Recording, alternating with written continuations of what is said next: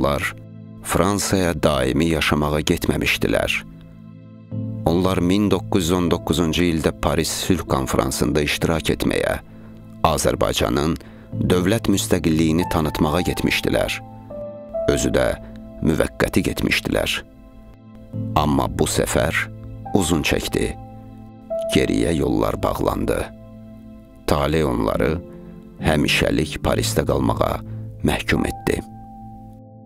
1971-ci ildə UNESCO-da işləmək üçün Parisə gedəndə ən böyük arzularımdan biri Fransada yaşayan Azərbaycan mühacirləri ilə görüşmək idi. Bakıdan çıxanda Maestro Niyazi mənə bir telefon nömrəsi vermişdi. Demişdi ki, əmim Ceyxun bəy Hacıbəylinin oğlu Timuçin bəy Parisdə yaşayır. Ona zəng vurarsan. Profesor Abbas zamanı isə mənə Məmməd Məhərrəmovun telefon nömrəsini vermişdi. Demişdi ki, imkan olsa əlaqə saxla. O vaxt Sovet diplomatının antisovet fəaliyyətlə məşğul olan adamlarla görüşməsi təhlükəli idi. Ona görə də sözün düzü, bir müddət kiməsə zəng vurmağa cürət eləmədim. Amma Paris Sülh Konfransına gedib qayıtmayan həmvətənlərimizin taleyi mənə həmişə düşündürürdü. 1973-cü il martın 14-də nümayəndə heyətinin yeganə sağ qalan üzvü Məmməd Məhərrəmovla görüşdüm. Açığı, onda mən bu adama inanmırdım. O vaxt Sovet adamlarının hamısına KGB əməkdaşı kimi baxırdıq. Hamıdan şübhələnirdik. Ona görə də hər ehtimala qarşı stolun siyirməsinə tapança qoymuşdum. Güman eləyirdim ki, onu Sovet xüsusi xidmət orqanları göndərib. Mənim narahatlığım əsas var idi. O vaxt belə hadisələr Parisdə tez-tez olurdu.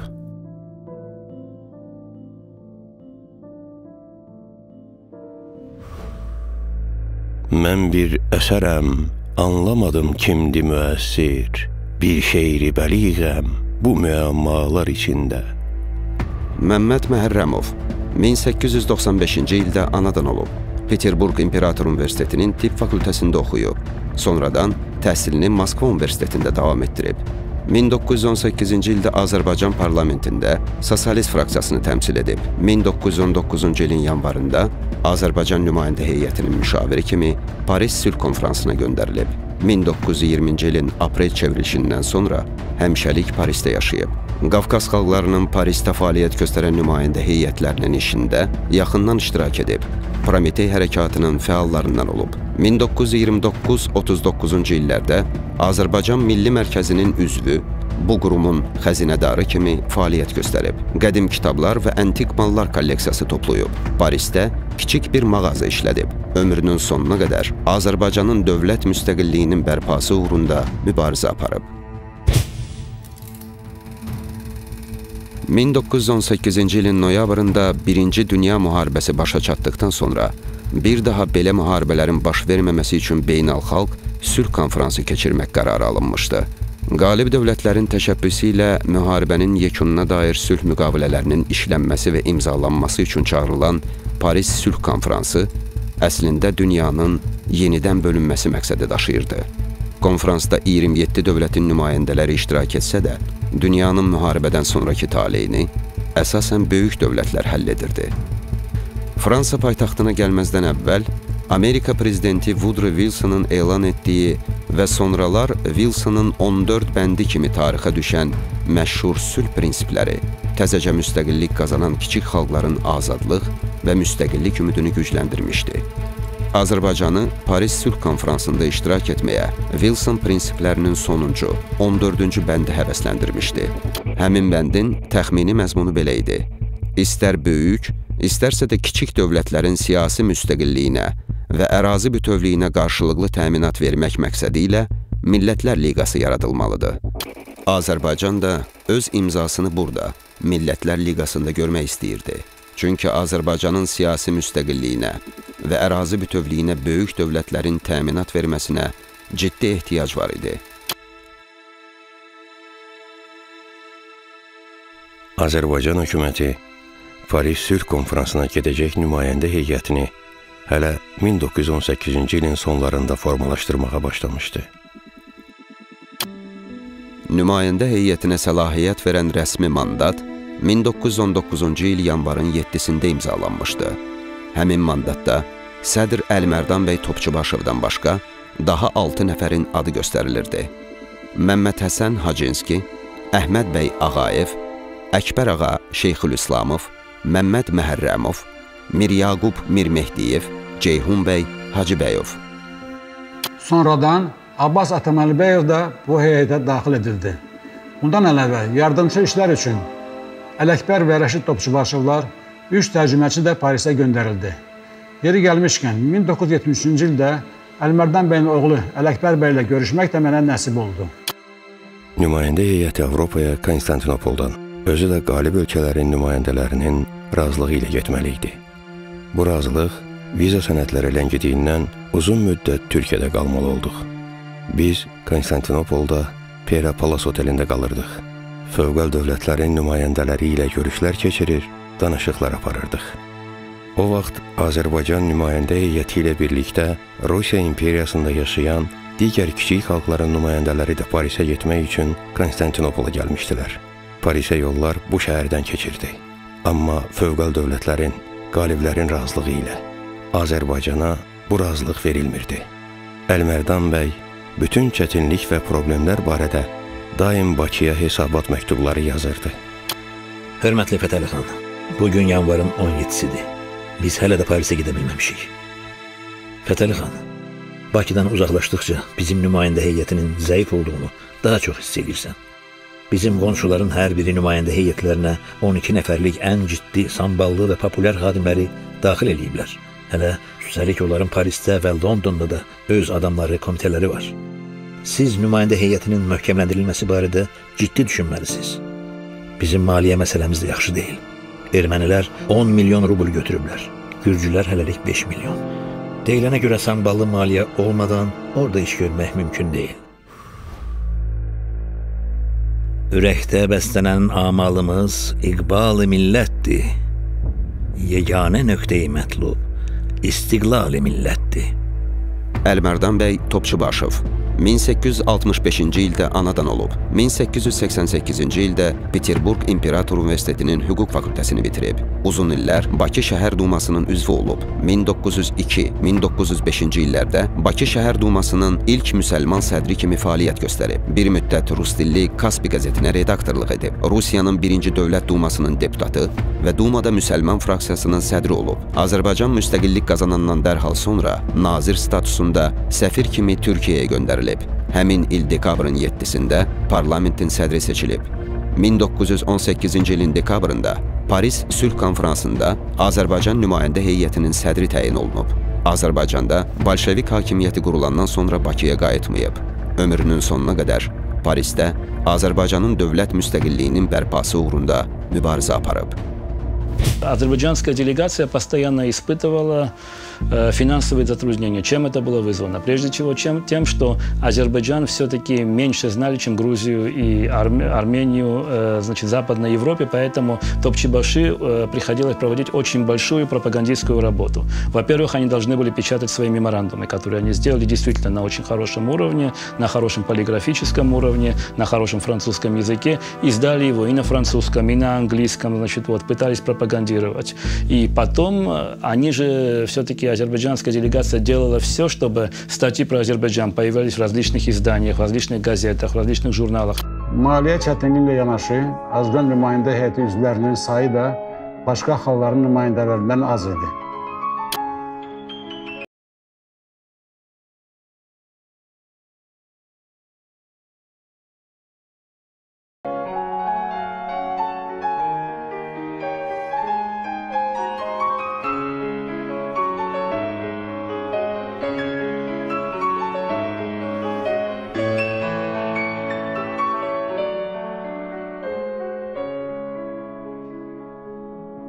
Hörmətli Fətəli xan, bugün yanvarın 27-sidir.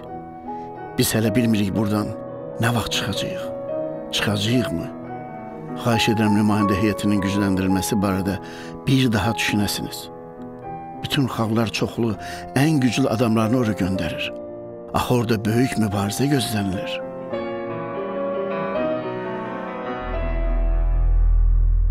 Verin mənə yurdumu, olsun cənnət bucağı. Bir dövlət qurayım ki, sülhün doğma ocağı. Məmməd Həsən Hacınski 1876-cı ildə doğulub. 1902-ci ildə Peterburq Texnoloji İnstitutunun tikinti mühəndisliyi fakültəsini bitirib. Bakı şəhər dumasının üzvü, 1913-cü ildə qısa müddətdə Bakı şəhər upravasının rəisi olub. Dənizkənarı bulvarın salınmasında, şollar su kəmərinin çəkilməsində yaxından iştirak edib. Şəhərin abadlaşdırılmasında xüsusi xidmətləri ilə seçilib. Sonralar Zaqafqaziya Seyminin üzvü olub. Müstəqil Azərbaycan hökuməti təşkil olunanda Xarici İşlər Naziri, Maliyyə Naziri vəzifələrini tutub. 1919-cu ilin yanvarında nümayəndə heyətinin sədr müavini kimi Paris Sülh Konfransına göndərilib. 1919-cu ilin sentyabrında 2 aylığa Bakıya qayıdıb və bundan sonra Parisə dönməyib. Azərbaycan nümayəndə heyətinin Parisə yola düşməsinə maneələr martın ilk günlərinə qədər davam edib və həmin dövrdə artıq bəzi məqamlar aydınlaşıb. İngiltərə və Fransa nümayəndələri ilə 2 dəfə keçirdiyim görüş və söhbətlərdən sonra əmin oldum ki, bizim Parisə getməyimizin ləngidilməsi texniki problemlərlə yanaşı istisnasız olaraq siyasi xarakterlidir. Həqiqətən də məsələ çoxdan siyasi xarakter almışdı. Kiçik xalqların nümayəndələrinin Paris konferansına getməsinə mane olurdular. И в особенности в трудном положении оказались азербайджанцы, потому что азербайджанцев все-таки считали народом близким к бывшей Турецкой империи, которая союзниками, то есть представителями Антанты, рассматривалась как враждебная, как страна, значит, вот, проигравшая в Первой мировой войне. Имело значение, разумеется, еще и то, что все-таки из всех, значит, вот, представителей, вот, из всех представителей народов Кавказа, значит, вот, разумеется, наибольшей, так сказать, вот, расположенностью Антанты пользовались армяне, потому что армяне считались как вот союзники Антанты, как союзники победивших стран. Поэтому первая делегация, которая оказалась в Париже, это в январе 1919 года, это была армянская делегация, которая, естественно, сделала все для того, чтобы азербайджанская делегация оставалась в Константинополе и не попала в Париж.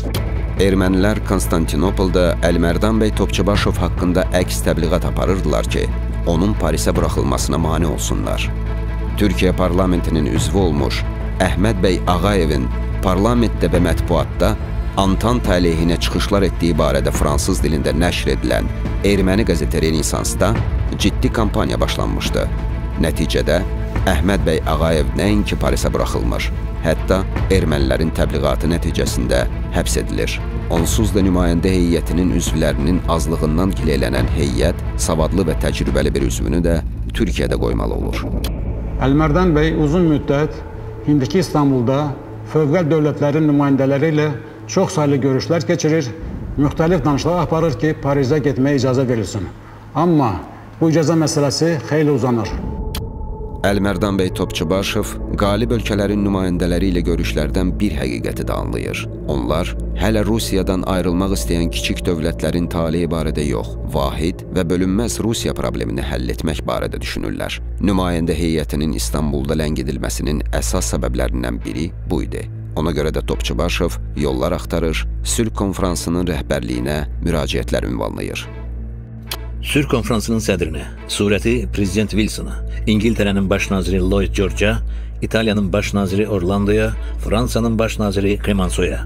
1918-ci il mayın 28-də müstəqilliyini elan edən əsas şəhəri Bakı, 4 milyon əhalisi və 100 min kvadrat kilometrə yaxın ərazisi olan Qafqaz Azərbaycanı parlamentin ümumi rəhbərliyi ilə 14 nazirdən ibarət hökumətin idarə etdiyi Azərbaycan Cumhuriyyətini yaratmışdır. Parlamentin və hökumətin tərkibində yerli Azərbaycan türkləri ilə yanaşı rusların, ermənilərin və yahudilərin nümayəndələri var. Bu cümhuriyyətin tanınması və onun həyati maraqlarının Sülh Konfransında müdafiə edilməsi məqsədi ilə Azərbaycan parlamenti və hökuməti xüsusi nümayəndə heyəti təsis etmişdi. Nümayəndə heyəti Bakıdan müttəfiq qoşunların rəhbəri General Thompsonun razılığı və zəmanət məktubu ilə çıxmışdır.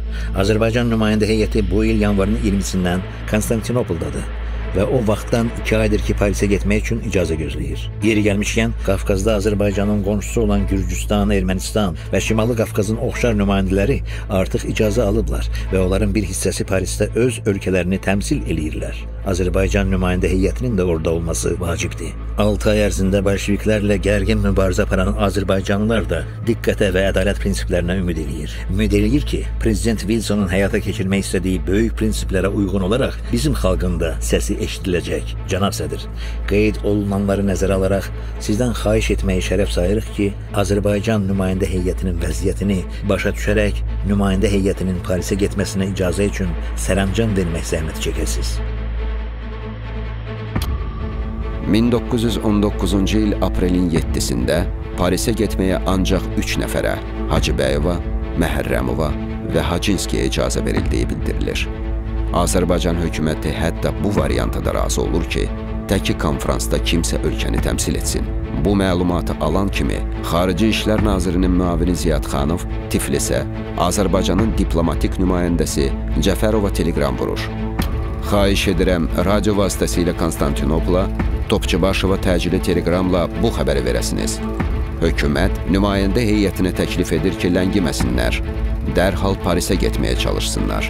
Əgər siz şəxsən Paris konferansına buraxılmırsınızsa, onda hökumət təklif edir ki, sədrliyi Hacınskiyə həvalə edəsiniz və nəyin bahasına olursa olsun nümayəndə heyətini göndərəsiniz.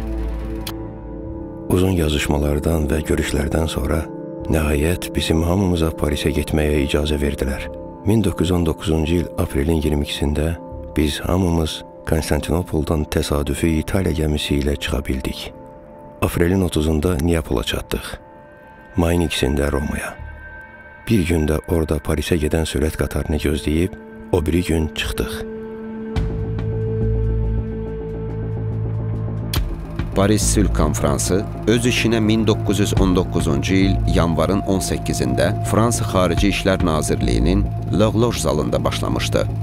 Bizimkilər isə Parisə çox gec, mayın 9-da çatmışdılar.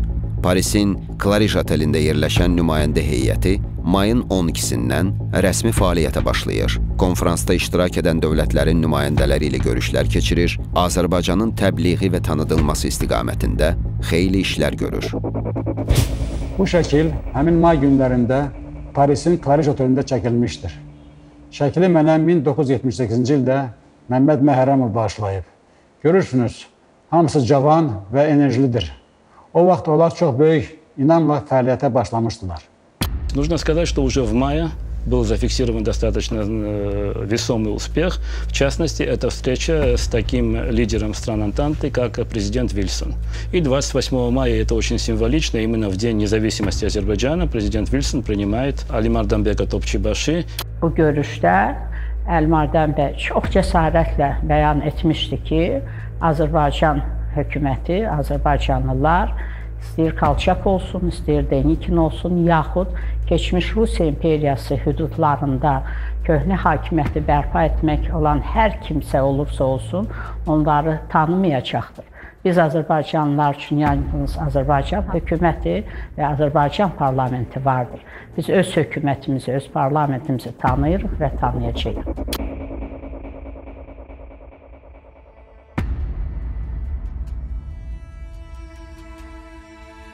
Azərbaycan nümayəndə heyəti bir ay Parisdə yaşayandan, xüsusilə Wilsonla görüşəndən sonra böyük dövlətlərin məramını daha aydın başa düşməyə başlayır.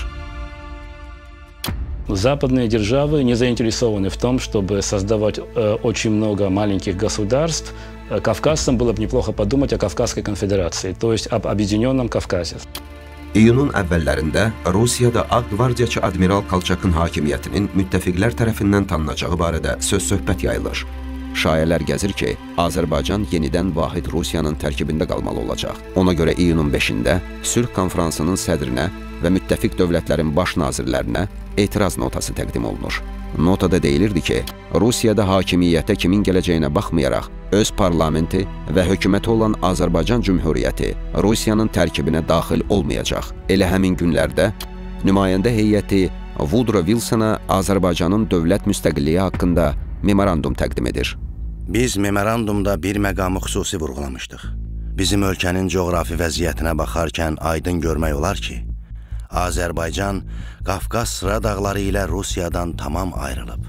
Eləcə də etnoqrafik cəhətdən bu xalqın Moskva və Rusiyanın Slavyan xalqları ilə ümumi heç nəyi yoxdur. Amma dünya liderləri başqa cür düşünürdülər. Mən cahan mülkündə mütləq doğru halət görmədim. Hər nə gördüm, əyri gördüm, özgə babət görmədim. Mir Yaqub Mirmehdiyev 1891-ci ildə anadan olub. Peterburq Politexnik İnstitutunda, sonralar Almaniyada təhsil alıb. İttihad Partiyasının yaradıcılarından biri olub. Zaqafqaziya Seyminin üzvü seçilib.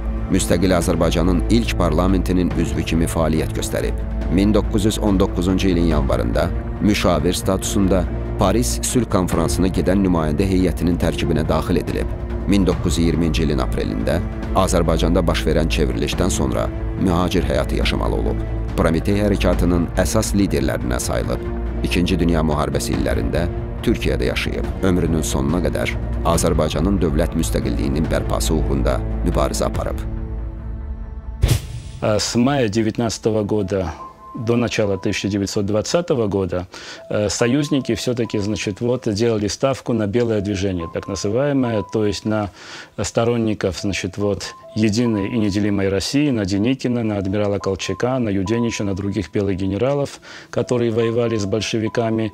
И они надеялись таким образом, что белые генералы смогут победить большевизм, а вопрос независимости малых народов их в то время волновал, так сказать, уже это было для них второстепенно. Bütün bu problemlər və çətinliklər az imiş kimi, nümayəndə heyəti Parisdə daha bir sürprizlə qarşılaşır. İran nümayəndə heyəti Sülh Konferansına təqdim etdiyi memorandumda bütün Azərbaycan torpaqlarına iddiasını ortaya qoyur. Позиция Ирана, она была все-таки двоякая и немножко, вы знаете, разнообразная. Почему? Прежде всего потому, что, конечно, они не признавали первоначально независимость Азербайджана, но, с другой стороны, для них еще большим кошмаром было иметь общую границу с большевистской Россией. Поэтому они были заинтересованы все-таки в том, чтобы Азербайджан состоялся как независимое государство, если им не удастся, конечно, инкорпорировать непосредственно Азербайджан в состав Ирана. То есть из двух этих вариантов они считали, что лучше хотя бы пускай Азербайджан будет независимым, но будет так сказать, не будет общей границы с большевистской Россией. 1919-cu il iyunun 28-də Paris yaxınlığındakı Versal şəhərində sabiq Fransa krallarının iqamətgahı olmuş sarayda Birinci Dünya müharibəsinin rəsmən başa çatdığını bildirən sülh müqaviləsi imzalanır. Paris Sülh Konferansı Fransa Xarici İşlər Nazirliyinin binasında keçirilsə də, müqavilənin imzalanması üçün məhz Versal sarayının seçilməsi təsadüfi deyildi. Versal sarayı 17-ci əsrin ortalarında Kral 14-cü Ludovikin rəhbərliyi ilə inşa edilmişdi. 1682-ci ildən 1789-cu ilə qədər Fransa kralının rəsmi iqamətgahı olmuş, 1801-ci ildən muzey kimi fəaliyyət göstərmişdi. Sonralar Fransada, eləcə də dünyada baş verən bir çox mühüm hadisələr Versallə əlaqəli olmuşdu. Məsələn, Amerika Birləşmiş Ştatlarının müstəqillik uğrunda apardığı müharibənin başa çatması barədə müqavilə 1783-cü ildə bu sarayda imzalanmışdı.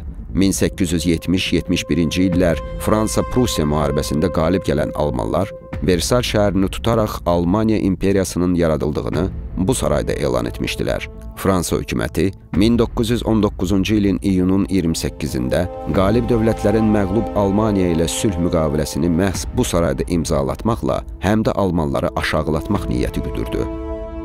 Amma Versal sülh müqaviləsinin imzalanması hələ Azərbaycanın müstəqilliyinin tanınmasına heç bir ümid yaratmırdı. Ona görə də nümayəndə heyəti fəaliyyətini davam etdirir. Ağqvardiyaçıların Qafqaz ətrafında döyüşləri bizi çox ciddi narahat edirdi. Onda Denikinin qoşunlarının Azərbaycan və Gürcüstana təhlükə yaratması barədə konferansa 4-cü etiraz notası təqdim elədik. Əsas işlərimizdən biri də Azərbaycanı tanıtmaq üçün müxtəlif təbliğat materialları hazırlamaq idi. пропагандистская, агитационная деятельность была поставлена на очень хорошем уровне. Ну, например, они издали бюллетень Азербайджана на французском языке, который и сейчас, я должен сказать, у них достаточно хорошее впечатление производит. Вот в архиве МИДа даже в папке по Азербайджану можно найти экземпляры в архиве Топчебаши. Это есть, значит, вот. Ну и издавалось много брошюр, издавалось много этих газетных, так сказать, в общем-то, статей. Versal sülh müqaviləsi 1920-ci il yanvarın 10-da Almaniya və 4 əsas müttəfiq dövlət olan Böyük Britaniya, Fransa, İtaliya və Yaponiya tərəfindən ratifikasiya olunduqdan sonra qüvvəyə minir. Versal sülh müqaviləsinin məğlub dövlətlərdən yalnız biri Almaniya imzalamışdı. Digər məğlub dövlətlərlə, eləcə də Türkiyə ilə müqavilələr 1923-cü ilə qədər müxtəlif vaxtlarda və müxtəlif şəhərlərdə imzalanacaqdı. Ona görə də 1919-cu ilin yayında Versal sülh müqaviləsi imzalansa da, hələ Paris sülh konfransı fasilələrlə öz işini davam etdirirdi. Nümayəndə heyəti bütün imkanlardan yararlanmaqla hər yerdə Azərbaycanın haqq səsinin eşidilməsinə çalışır. Topçubaşov konferansın sədrinə müraciət ünvanlayır. Siyasi müstəqillik kimi həyati əhəmiyyətli məsələnin həllini səbirsizliklə gözləyən xalqlar arasında Qafqazın cənubunda 100.000 kvadrat kilometrə yaxın əraziyə malik 4 milyondan çox Azərbaycan xalqı da var. 1919-cu ilin sentyabrında Məmməd Həsən Hacınski Bakıya göndərilir ki, Parisdə imzalanmış iqtisadi müqavilələr barədə hökumətə hesabat versin. Eyni zamanda hökumət üzvləri ilə üzbəüz söhbət etsin. Daxili və xarici vəziyyətə dair planlar haqqında məlumat alaraq qaydanda nümayəndə heyətinə çatdırsın. 2 aydan sonra onun Parisə qayıdacağı planlaşdırılırdı. Lakin Hacınski Bakıda qalır. Hacınskinin Bakıya qayıtdığı həmin günlərdə nümayəndə heyəti görülən işlər barədə Azərbaycan hökumətinə növbəti hesabat göndərir. Müttəfiqlərin nümayəndələri kiçik xalqlara soyuq münasibət bəsləyir. Üzdə bizim müstəqillik uğrunda mübarizəni bəyəndiklərini bildirsələr də, konkret bir iş görmürlər. Bir sözlə, nəyisə gözləyirlər. Ancaq tanınmamış kiçik xalqların nümayəndələrinə hələ dözürlər. Biz də dözürük və gözləyirik. Bizim xalqın müstəqil yaşamaq hüququ şübhəsizdir. Biz bunu imkan olan hər yerdə hamıya deyirik və yazırıq. Türkiyə ilə sülh bağlamağa tələsmirlər, amma onun parçalanmasına çalışırlar. Türkiyə erməniləri Qafqaz erməniləri ilə birləşib, ümumi erməni prinsipindən çıxış edirlər. Onlar bizlə və gürcülərlə kontaktdan qaçırlar. Burada az adam tapılar ki, görüşlərdə bizdən ermənilərə münasibətimizi soruşmasın və onlarla sülh şəraitində yaşamağı məsləhət görməsin. Erməni ziyalılarının Avropa mərkəzlərində 50 ildən çox müddətdə apardıqları təbliğat, habelə əllərində olan böyük maliyyə vəsaiti hesabına hamını öz tərəflərinə çəkmək bacarığı onları daha çox tanıdıb.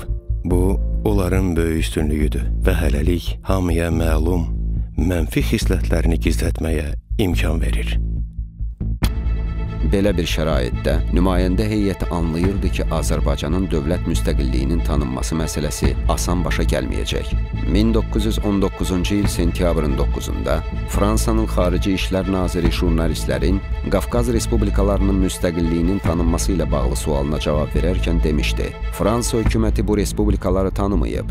Qafqazda vəziyyət kifayət qədər dayanıqsız və nizamsızdır. Ona görə də Zaqafqaz respublikalarının faktiki olaraq indiki zamanda mövcudluğu çox tezdir. Müttəfiqlər bizim müstəqillik haqqında məsələni nəinki müzakirəyə çıxarmırlar. Görünür heç müzakirəyə çıxarmaq istəmirlər. Düzdür, onların nümayəndələri ilə görüşlərdə üz-üzə gələndə hər biri ayrılıqda xeyirxah münasibət göstərir. Müstəqillik uğrunda addımlarımızı dəstəkləyir, amma vəziyyət yenə əvvəlki kimi qalır. 1919-cu il oktyabrın 8-də Azərbaycan, Gürcüstan, Kuban, Latviya, Litva, Şimali Qafqaz dağlıları, Ukrayna və Estoniyanın Parisdəki nümayəndələri sülh konferansının sədri Klimansoya ikinci birgə müraciət ünvanlayırlar. Müraciət bu sözlərlə bitirdi. Ədalət, sülh, mədəniyyət və humanizm prinsiplərini, eləcə də bizim xalqların Millətlər Liqasına buraxılması yolu ilə azad xalqların beynəlxalq ailəsinə qoşulmaq cəhdlərini nəzərə alaraq, biz yenidən səsimizi qaldırır və cənab sədr, sizdən xahiş edirik ki, konferansın Ali Şurasına bu məsələləri də çatdırasınız. 1. Adları çəkilən respublikalar müstəqil dövlətlər kimi tanınsın. 2. Dərhal onların ərazi və maliyyə problemlərinə baxılsın. Bu müraciətdən təxminən bir ay sonra ilk xoş xəbər alınır.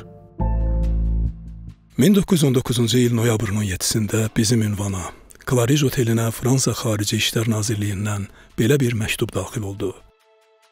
Azərbaycan nümayəndə heyətinin sədrinə. Sizə məlumat verməkdən şərəf duyuram ki, Fransa Kolonial Liqası mənim sədrliyimlə oktyabrın 29-da keçirdiyi iclasında Gürcüstan və Azərbaycan respublikalarının mövcud hökumətlərinin de facto və de jure tanınması haqqında xahişlərini müdafiə eləmək barədə qərar qəbul edib. Mən ürəkdən arzu eləyərdim ki, bu bəyanat sizin səy göstərdiyiniz məqsədə, məhz xalqınızın müstəqillik yolunda inkişafına yardımcı olsun. İmza Burqari. İstiqlal uğrunda qanlı bir kəfən, geymişəm, ölsəm də yaşasın vətən. Ceyhun bəy Hacıbəyov 1891-ci ildə anadan olub. Dahi Üzeyir Hacıbəyovun qardaşı, jurnalist, ictimai xadim kimi tanınıb. Bakıda, Sankt-Peterburqda və Parisdə təhsil alıb. Azərbaycan Cumhuriyyətinin rəsmi orqanı olan Azərbaycan qəzetinin redaktoru olub. Paris Sülh Konfransına göndərilən Azərbaycan nümayəndə heyətinin müşaviri kimi çalışıb. 1920-ci ildə baş verən çevrilişdən sonra mühacirətdə qalmağa məcbur olub. 1927-33-cü illərdə Prometey hərəkatının fəallarından biri kimi tanınıb. 1937-ci ildən Qafqaz jurnalının fransız dilli versiyasının redaktoru kimi fəaliyyət göstərib. Fransada nəşr edilən çoxsaylı jurnallarla əməkdaşlıq edib. Azərbaycan tarixi, ədəbiyyatı və dili haqqında çoxsaylı məqalələr yazıb. Ömrünün sonuna qədər Azərbaycanın dövlət müstəqilliyinin bərpası uğrunda mübarizə aparıb. Noyabrın 17-sində Lloyd George İcmalar Palatasında çıxışında 2 dəfə Azərbaycan, Gürcüstan və Rusiya Ermənistanın adını çəkib. Bildirib ki, onlar yenidən Rusiyanın tərkibinə daxil olmaq istəmirlər. Bu, mühüm bəyanat idi. Amma müstəqilliyin tanınması demək deyildi. Üstəlik, həmin günlərdə Azərbaycanda vəziyyət son dərəcə gərgin idi. Xüsusən Zəngəzur mahalında ermənilər müsəlman əhaliyə divan tutduğu üçün Azərbaycan hökuməti oraya qoşun yeritmişdi. Lakin bu addım dərhal böyük dövlətlərin etirazına səbəb olmuşdu. Britaniyanın Zaqafqaziyadakı Ali Komissarının müavini Polkovnik Rey cənab Usubbeyova. Mənə çatan məlumata görə Zəngəzur ətrafına cəmləşdirilən Azərbaycan qoşunları ciddi aqressiv hərəkətə keçib. Sülh konfransı adından və konfransın nümayəndəsi kimi təkid edirəm ki, qan tökülməsinin qarşısını almaq üçün dərhal tədbirlər görəsiz. Polkovnik Reyə, sizin 14 noyabr tarixli teleqrama cavab olaraq bildirməyi şərəf sayıram ki, Zəngəzur Azərbaycan Cumhuriyyətinin ayrılmaz hissəsidir və bunu müttəfiqlərin komandanlığı Sülh konfransının Ali komissarı Polkovnik Qaskil də təsdiq edir. Son məlumatlara görə Ermənistan hərbi qüvvələri Zəngəzura yeridildiyi üçün Azərbaycan hökuməti bu ərazidə qayda-qanun yaratmaq məqsədi ilə Qarabağın general qubernatoruna hərbi kömək göndərməyə məcbur olmuşdu. Hökumətin sədri Nəsib bəy Usubbeyov. 1919-cu ilin axırlarında Rusiyada bolşeviklərin hakimiyyəti daha da güclənir. Ağ qvardiyaçılara qarşı gedən döyüşdə bolşevik hökuməti ciddi uğurlar qazanır. А в начале 2020 года фактически Деникин терпит поражение, его армия уже находится около Ростова-на-Дону, и встает вопрос, что же раньше делать. И вот тут со своей инициативой выступает лорд Керзон, известный деятель, значит, тот министр иностранных дел Великобритании, который прямо заявляет, значит, вот, что мы должны признать Азербайджан и Грузию как две вот стержневые страны Кавказа, которые способны сдержать большевистскую экспансию. Yanvar ayının 11-də artıq Azərbaycan və Gürcüstan respublikalarının istiqlalı, müstəqilliyi de facto, faktiki olaraq tanındı. Yanvar ayının 14-ü Azərbaycanda qeyri-iş günü elan olunmaqla Azərbaycan istiqlalının rəsmi surətdə qeyd olunması təntənələrinə başlanıldı.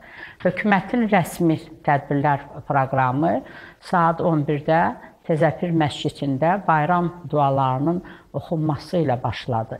Bu zaman parlamentində qabağında böyük bir izdiham yığışmışdı. İzdiham Məmməd Əmin Rəsulzadəni tələb edirdi və onu görərək onu qolları üstündə binanın 2-ci mərtəbəsindəki eyvana qaldırdı. Məmməd Əmin Rəsulzadə küçədəki izdiham qarşısında alovlu bir nitq söyləyərək Azərbaycan xalqı öz istiqlalını dünyaya tanıtdı deyə özünün məşhur bir kərə yüksələn bayraq bir daha enməz şüarını bir daha təkrar etdi. Biz öz üzərimizə düşən tarixi missiyanı qismən yerinə yetirmişdik. Paris konfransı da əsas işini yanvarın 21-də yekunlaşdırmışdı. Bundan sonra ayrı-ayrı məsələlər üzrə iclaslar artıq Avropanın digər paytaxtlarında keçiriləcəkdi. Biz bu iclaslarda Azərbaycanın haqq səsini çatdırmağa çalışırdıq. Təəssüf ki, burada heç də hamı Azərbaycanı yaxşı tanımırdı. Qoymuş imzasını miləl övraqi həyatə, yox millətimin xətti bu imzalar içində. Abbas bəy Atamalibəyov 1895-ci ildə doğulub. Parisdə Siyasi Elmlər İnstitutunda təhsil alıb. 1918-ci ildə Sosialist blokunun təmsilçisi kimi Azərbaycan parlamentinin üzvü seçilib. 1919-cu ildə Paris Sülh konfransına göndərilən nümayəndə heyətinin tərkibində katib funksiyasını yerinə yetirib. Azərbaycanda dövlət çevrilişindən sonra mühacirətdə qalmağa məcbur olub. Prometey hərəkatının fəal üzvlərindən biri kimi tanınıb. 1941-45-ci illərdə Almaniyada yaşayıb. Xüsusi Qafqaz qərargahının üzvü olub. Ömrünün sonuna qədər Azərbaycanın dövlət müstəqilliyinin bərpası uğrunda mübarizə aparıb. Azərbaycan dövlət müstəqilliyinin de facto tanınması sevincini yaşadığı günlərdə 1920-ci ilin martında Qafqazda vəziyyət yenidən gərginləşir. Aprelin ortalarında Sovet Rusiyasının 11-ci Qızıl Ordusu Dağıstana yeridilir. Bolşeviklər Azərbaycanın sərhədlərinə yaxınlaşır. В начале 1920 года дискутируется вопрос, что делать. Что делать нам? Значит, сдерживать большевиков, значит, вот, уйти с Кавказа или вот как поступать. И в итоге по инициативе лорда Керзена, значит, вот, и в особенности это поддержал в то время Ллойд Джордж, премьер-министр Британской империи, было принято решение о том, чтобы снабдить оружием Грузию и Азербайджан. И, соответственно, ведутся переговоры уже с англичанами. Англичане согласны фактически передать вооружение и Грузии, и Азербайджану, но тут происходит вот такой вот проблема. Проблема – это армянский мятеж в Карабахе. Böyük Britaniya, Fransa və İtaliyanın Qafqazdakı ali komissarlarının Zaqafqaziyada sülhün bərpası tələbi ilə verdikləri notada erməniləri sakitləşdirə bilmir. Azərbaycan hökuməti özünün 40 minlik ordusunun böyük bir hissəsini həmin üsyanı yatırtmaq üçün Qarabağa göndərməli oldu. Beləliklə, Azərbaycana şimaldan gələn yollar və Bakının özünün təhlükəsizliyi çox cüzi miqdarda bir ordunun ümidinə qalmış oldu. И в самом Баку находилось 3 батальона всего. То есть против целой 11-й армии действовало всего несколько тысяч человек. 11-ci Qızıl Ordu Bakıya daxil olur. 1920-ci il aprelin 28-də hakimiyyət bolşeviklərə keçir.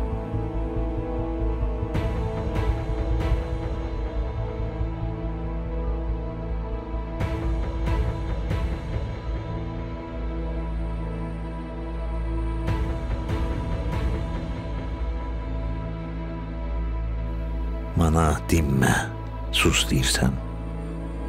Nə vaxtacan susacam? Böhranların, hicranların məhbəsində qalacam? Niyə? Susun, danışmayın. İnsanlıqda payım var. Mənim ana vətənimdir, talan olan bu diyar. Bundan bir neçə gün əvvəl Azərbaycanda yeni hökumət formalaşdırmaq qərarı alınmış və bu vəzifə Məmməd Həsən Haçinskiyə həvalə olunmuşdu. Lakin o, bu işi ləngidərək bolşeviklərlə əməkdaşlığa meyl etmişdi. Parisdə apardığı mücadiləyə baxmayaraq, sonradan Azərbaycanın müstəqilliyinə, milli ideallara xilaf çıxmasını sanki Tanrı ona bağışlamır. 1930-cu ilin dekabrında Məmməd Həsən Haçinski həbs edilir. 1931-ci il fevralın 8-də həbsxanada döşək üzündən öz əlləri ilə hazırladığı kəndirlə özünü asır. Parisdə qalan nümayəndə heyəti Azərbaycanda baş verənlər barədə ziddiyyətli xəbərlər alır. С мая 1919 года англичане запретили всем членам делегации, то есть грузинам, азербайджанцам и северокавказцам, непосредственно взаимодействовать по телеграфу, значит, вот с Баку, с Тифлисом или, значит, с Темирхан-Шурой. Поэтому у них прямых связей не было, все связи у них телеграфные шли через союзников, через тех же самых французов, через тех же самых англичан. Mayın 3-də Əlmərdan bəy Topçubaşov Fransa Nazirlər Şurasının sədrinə və Xarici İşlər Nazirinə məktubla müraciət edir. Artıq 2 gündür ki, Paris qəzetlərində Sovet Rusiyası tərəfindən Bakıya qoşun yeridilməsi ilə əlaqədar ziddiyyətli xəbərlər yayılır. Təəssüflər olsun ki, rəhbərlik etdiyim Azərbaycan Cumhuriyyətinin Parisdəki sülh nümayəndə heyəti bütün bunlardan xəbərsizdir və bu səbəbdən nümayəndə heyəti adından zat-ı alilərinizdən xahiş edirəm ki, Azərbaycan Cumhuriyyəti Nazirlər Şurasının sədrinə ünvanladığımız məktubun teleqraf vasitəsilə çatdırılması üçün zəruri addımlar atılmasını təmin edəsiniz. Onda Bakıda artıq bolşevik qanunları işləyirdi. Cəmi bir neçə ay əvvəl dünyanın ədalətlə idarə edilməsi barədə gürultulu bəyanatlar verən böyük dövlətlərin nümayəndələri isə Azərbaycanın işğalına göz yumurdular. Nümayəndə heyəti isə hələ də ümid edirdi ki, sülh konfransı Azərbaycanın dövlət müstəqilliyinin bərpa olunmasına kömək edəcək. Az qala bütün Avropa dövlətlərinə müraciətlər ünvanlanır. Amma bu müraciətlər cavabsız qalır və Azərbaycan məsələsi bağlanır. Azərbaycanın Parisdəki nümayəndə heyətinin üzvləri isə bu ölkədəki çoxsaylı mühacirlər sırasına qoşulmağa məcbur olur. Soy adlarında cüzi dəyişiklik etməklə Əlmərdan bəy sənədləri bundan sonra Topçubaşov kimi yox, Topçubaşı kimi imzalayır. Şeyxülislamov Şeyxülislamzadəyə çevrilir. Ceyhun Hacıbəyov məqalələrini Hacıbəyli imzası ilə təqdim edir. 1920-ci il mayında Gəncədə baş verən üsyandan xəbər tutan nümayəndə heyəti ümid edirdi ki, bolşevik hakimiyyəti uzun sürməyəcək. Lakin tezliklə bu illüziya da yoxa çıxır. Yeni yaranmış reallığı nəzərə alan Qafqaz xalqlarının Parisdəki nümayəndələri nəhayət Əlmərdan bəyin illər əvvəl irəli sürdüyü ideya ətrafında Qafqaz Konfederasiyası ətrafında birləşmək qərarına gəlirlər. Bu məsələ dəfələrlə müzakirə edilsə də real nəticə alınmamışdı.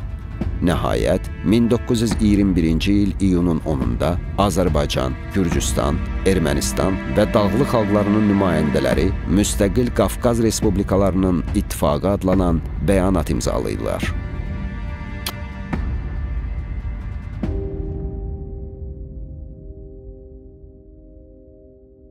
Yeni ittifaq yaratmaqla biz bu dəfə ümidlərimizi Türkiyəyə bağlamışdıq. İnanırdıq ki, bolşeviklərin Qafqazdan çıxarılmasında əsas rolu Türkiyə oynaya bilər. 1921-ci ilin oktyabrında bu məsələlərə aydınlıq gətirmək üçün mən Türkiyəyə göndərildim. Lakin Türkiyənin Moskva ilə imzaladığı Qars müqaviləsi bütün bu ümidlərin üstündən xətt çəkdi. Rusiya qonşu dövlətdə onun əleyhinə siyasi fəaliyyətin qadağan olunmasına nail ola bildi. Zalımın zülmü nə qədər olsa da mən tab edərəm.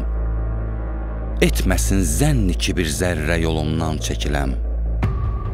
Əkbər ağa Şeyxülislamov 1891-ci ildə doğulub. Peterburq Dəmir Yol Mühəndisləri İnstitutunda təhsil alıb.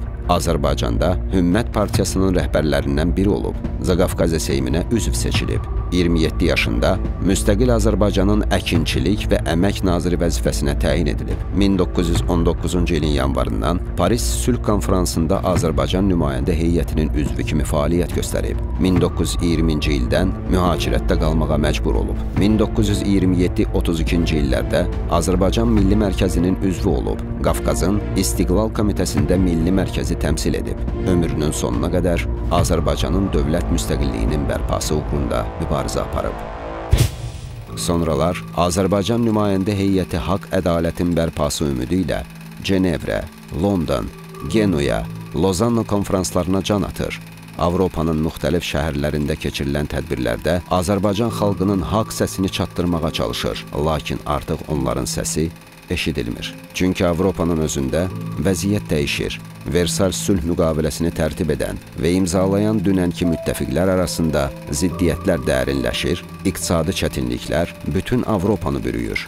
Belə olan halda kiçik xalqların azadlıq istəyinə dəstək barədə vədlər arxa plana keçir.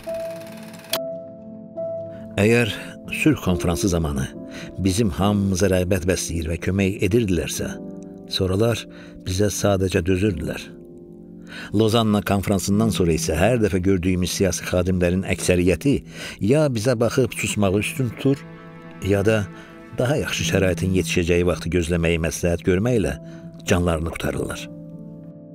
1924-cü ilin fevralında İtaliya, oktyabrında isə Fransa Bolşevik Rusiyasını tanıyır. Bu addım bütün Qafqaz mühacirətinə vurulan zərbə idi. Bəli, sonuncu olmasa da, onsuz da ağır olan vəziyyətimizi daha da ağırlaşdıran zərbəni aldıq. Amma Allah böyükdür, ümidimi itirmirəm. Bədbəxtlikdən bizim kassanın vəziyyəti Parisdən kənara çıxmağı və Parisin özündə əvvəlki əlaqələri saxlamaq imkanlarını məhdudlaşdırır. Topçubaşının yazdığına görə, bu illərdə artıq nümayəndə heyətinin üzvləri dolanışıq üçün özlərinə əlavə iş axtarır. Amma heç də hamı arzusuna çata bilmir. Məsələn, Əkbər ağa Şeyxülislamzadə nə Parisdə, nə Berlində iş tapa bilir və Türkiyəyə köçür. Mir Yaqub Mir Mehdiyevin səhhətində problemlər yaranır. Təhsil haqqını ödəyə bilmədiyi üçün Ceyhun Hacıbəylinin oğlu dərsə buraxılmır. Topçubaşı isə məişət çətinlikləri ilə yanaşı, həm də xəstəliklərdən əziyyət çəkir. У Топчебаши проблемы начались уже с 1926 года, когда скончался сын Рашид. Bütün bunlarla yanaşı Sovet xüsusi xidmət orqanları mühacirləri gözdən salmaq üçün gecə-gündüz fəaliyyət göstərir, onların əleyhinə iş aparır. 1925-ci ilin aprelində Sovet təmayüllü Novaya Gruziya qəzetində xəbər dərc olunur. Güya Topçubaşov SSR Xalq Xarici İşlər Komissarı Çiçerinə müraciət edib ki, ona Sovet Azərbaycanına qayıtmağa icazə versinlər. Qəti şəkildə bəyan edirəm ki, nə şəxsən, nə kiminsə vasitəsilə, nə burada, nə başqa bir yerdə, nə Çiçerinə, nə də bir başqasına heç bir müraciətim olmayıb və heç vaxt olmayacaq. Ömrünü yalan üstündə quran, hər cür prinsipləri inkar edənlər hər şeyi öz arşınları ilə ölçürlər. 30 il xalqa xidmət edən adam kimi anti-bolşevik mövqeyimi niyə gizlətməliyəm? Mövqeyimi dəyişməyə heç bir əsas olmayıb, indi də yoxdur. В 1926 году, в конце апреля, в Польше окончательно к власти приходит маршал Юзеф Пилсудский, который традиционно очень хорошо относится ко всем нерусским национальностям бывшей Российской империи и нынешнего Советского Союза и делает все, чтобы создать единую организацию. Эта организация действительно была создана в 26 году, в конце 26 года, называлась она «Прометей». Значит, вот, то есть организация, которая объединяла в себе представителей национально-освободительного движения Кавказа, Украины и Туркестана. Bununla belə Qərb dövlətləri tərəfindən bir-birinin ardınca SSR-nin tanınması vəziyyəti tamam dəyişir. Nümayəndə heyəti çalışır ki, bu dövlətlər heç olmasa Azərbaycanı SSR-nin tərkib hissəsi kimi qəbul etməsinlər. Bu məqsədlə Əlmərdan bəy məşhur neft şirkətləri ilə danışıqlar aparır. В 1926 году ему удалось заинтересовать целый ряд известных нефтепромышленников западных, в том числе, например, такого как Генри Дитердинг, азербайджанской нефтью. Он заключил с азербайджанской делегацией договор относительно так называемого опционного контракта. Контракт был заключен через французского предпринимателя Дамана. Притом нужно сказать, что Топчебаши действовал здесь как государственный деятель, он защищал интересы Азербайджана. То есть это не было контрактом только в пользу, допустим, того же самого Дитердинга или каких-то других предпринимателей. Это был контракт, прежде всего, направленный на то, чтобы заинтересовать нефтепромышленников независимости Азербайджана. 1927-ci ildə İngiltərə ilə SSR arasında ziddiyyətlər dərinləşir və diplomatik münasibətlər pozulur. Это был очень важный период к тому времени. И англичане тоже очень активно, кстати, выступали в то время. Например, я работал в английских архивах, я даже видел несколько планов военных, которые были разработаны английскими военными в то время, которые предусматривали фактически военные действия на Кавказе против большевиков. То есть планы военных действий против большевиков существовали. Məlum olduğu kimi, bu planlar reallaşmır. Bununla belə, Azərbaycan mühacirləri sabaha inamla yaşayırlar. Baxmayaraq ki, onların maliyyə imkanları ilbəil ağırlaşır. Cənab Əbdüləli Əmircanova, hal-hazırda mənim maddi vəziyyətim ağlamalıdır. Aprelin 1-nə qədər almalı olduğum 1500 frankı hələ də ala bilməmişəm. Həmin məbləği mən gürcülərə qaytarmalıyam. Xahiş edirəm, gürcülərə borcumla bağlı məsələni qaldırasınız ki, o borcu qaytara bilim. Mən bu pulları 9 ay ərzində kafeyə, tramvaya, yazışmalara, bir sözlə, işlə bağlı xərcləmişəm. В конце 2020 года финансовое положение уже азербайджанской делегации было очень сложной. И нужно сказать, конечно, что большую роль в том, чтобы все-таки члены азербайджанской делегации более или менее как-то могли существовать, это, конечно, сыграли поляки. Потому что в 1926 году, когда было создано Прометеевское движение и Комитет независимости Кавказа, всем членам азербайджанской делегации было назначено все-таки, значит, вот небольшое содержание, которое давало им возможность как-то существовать и вести ту политическую деятельность, которой они занимались. Значит, вот, но, конечно, этого не хватало. Hətta mən burada qoca Nobelə müraciət etdim. Dedi ki, burada nə kredit imkanları var, nə də nağd pul. Amma etiraz etmədi. Dedi ki, vaxt verin, fikirləşək, görək necə kömək edə bilərik. Ona arxayın olmaq olmaz. Amma özünü bizə borclu sayır. Başqa xalqların nümayəndələri kimi biz də səbirlə gözləyirik. Müstəqilliyimizin bərpa olunacağına inanırıq. Onda Əlimərdan bəy maddi problemlər ucbatından daha Parisdə yaşamırdı. O, Paris yaxınlığında Saint-Cloud şəhərciyinə köçmüşdür. Orada kirayə haqqı nisbətən ucuz idi. Bütün bu çətinlərə baxmayaraq, Əlimərdan bəy yeni mübarizə usulları axtarırdı. Топчебаши, кстати, сам пишет об этом. То есть он признается, он говорит, что азербайджанская делегация сделала все, что могла. Но сейчас наша тактика должна измениться. Потому что сейчас уже Советский Союз признан, и мы должны перейти именно, так сказать, вот на новый этап национально-освободительной борьбы. 20-ci illərin sonlarında vəziyyət tamam dəyişdi. Qərb dövlətlərinin çoxu Sovetləri tanıdı. Onda mühacirlər arasında Qafqaz xalqlarının birliyi məsələsi yenidən aktuallaşdı. 1932-ci ildə Qafqaz Konfederasiyası yaratmaq barədə müzakirələr başlandı. Çox saylı görüşlər keçirildi.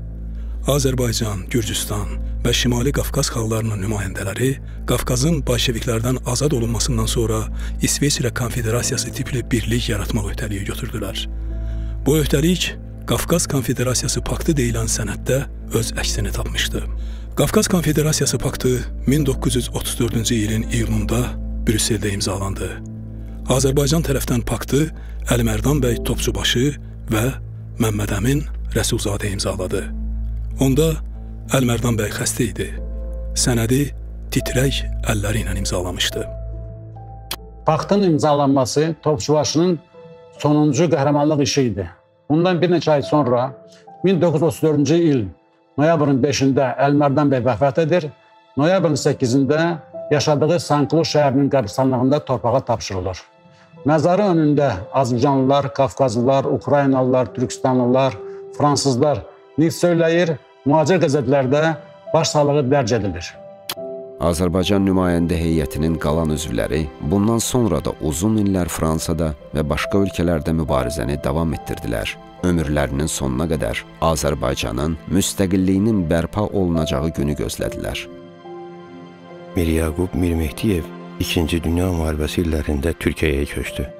1949-cu ildə orada vəfat elədi. Elə orada da dəfn olunub. Abbas Atamalibəyov Çiliyə getdi. Sonraki taleyindən xəbərim yoxdur. Deyilənə görə 1971-ci ildə orada vəfat eləyib. Əkbər ağa 1961-ci ildə dünyasını dəyişdi. Onu Paris yaxınlığındakı Bobigny şəhərinin qəbristanlığında dəfn elədik. O vaxt bura Fransada yeganə müsəlman qəbristanlığı idi. Sağlamlığım imkan verdiyi dövrlərdə hər il mayın 28-də Əlimərdan bəyin o biri məsləkdaşlarımın qəbrini ziyarət eləyirdim. Əlimərdan bəy Saint-Cloud şəhər qəbristanlığında dəfn olunub. Ehtiyac üzündən son illərdə bu şəhərdə yaşayırdı. Elə son mənzili də bu şəhərin qəbristanlığı oldu. Ceyhun bəy Hacıbəyli də Sanklu şəhər qəbristanlığında torpağa tapşırılıb. O, 1962-ci ildə vəfat elədi. Ceyhun bəyin ailə üzvləri də burada dəfn olunub. Fransada belə bir qayda var. Bütün ailə üzvləri bir qəbirdə dəfn edilir. Əlimərdan bəy, həyat yoldaşı, oğlanları da eyni qəbirdə yatır. Bax, beləcə dostları, məsləkdaşları itirə-itirə yaşayıram. Ümid eləyirəm ki, anamız Azərbaycanın istiqlalını görmək heç olmasa mənə qismət olacaq. Gözləyirəm o günü. Yaman gözləyirəm.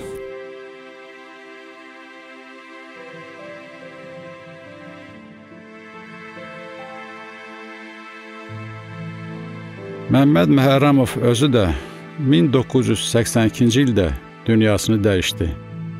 Mən onun dəfnində iştirak etdim. Biz onu Parisdəki Montparnasse qəbristanlığında dəfn elədik.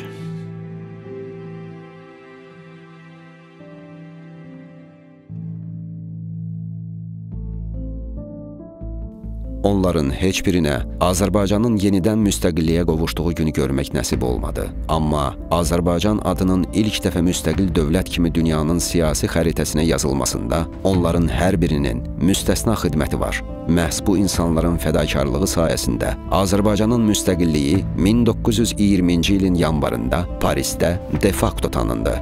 Müstəqilliyini bizdən 17 gün əvvəl elan edən, eyni istək, eyni arzu ilə hələ bizimkilərdən də bir ay tez özünü Paris konferansına çatdıran Dağlılar Respublikasının, Şimali Qafqaz xalqlarının yaratdığı respublikanın nümayəndə heyətinin zəhməti isə hədər getdi. Dünya bu respublikanı tanımadı və Dağlı xalqlarının müstəqillik imkanları bu günə qədər də Muxtar Respublika səviyyəsindən irəli gedə bilməyib. Əgər o vaxt Azərbaycanın müstəqilliyi de facto tanınmasaydı, biz də bu taleyə yaşaya bilərdik. Amma Xalq Cümhuriyyətinin süqutundan sonra da Azərbaycanın müstəqilliyi ideyası yaşadı və 1991-ci ildə qalib gəldi.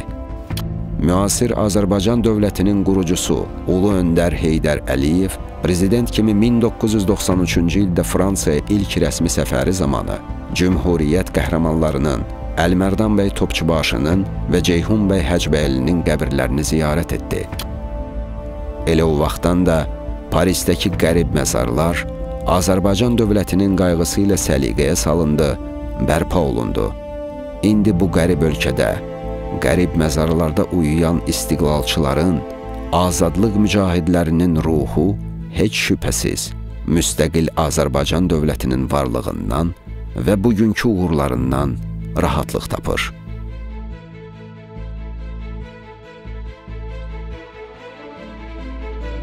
El bilir ki, sən mənimsən. Yurdum, yuvam, məskənimsən. anam, Doğma vətənimsən. Ayrılar mı könül candan? Azərbaycan, Azərbaycan.